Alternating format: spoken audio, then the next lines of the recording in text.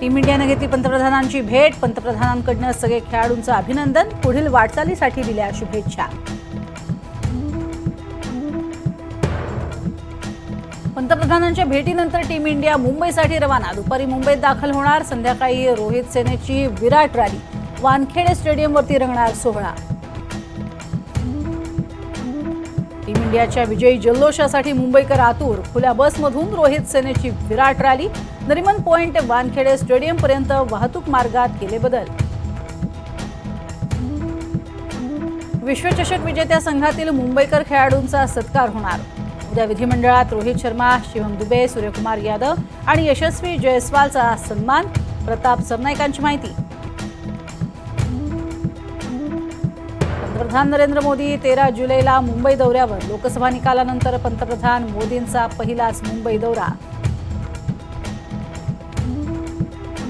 राजकारणात आल्यापासून मी पक्ष बदलला नाही. राज्याची जनता हाच माझा पक्ष. अजित पवारांकडून सोशल मीडियावर व्हिडिओ ट्विट. बदनामी करण्यासाठी माझ्यावर भ्रष्टाचाराचे आरोप झाल्याचा केला दावा.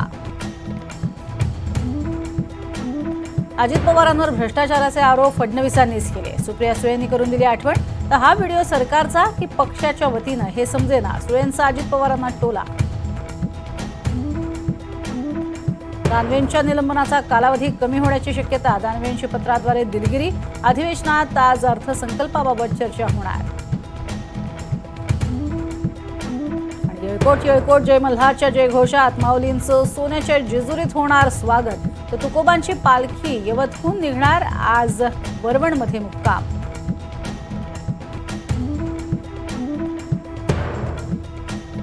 आणि सासवडमध्ये नातवानं आजीला घडवली खांद्यावरून वारी. खांद्यावर घेऊन चढला दिवेघाट. माऊलींच्या पालखी दरम्यानची घटना पाहिली अवघ्या महाराष्ट्रानं.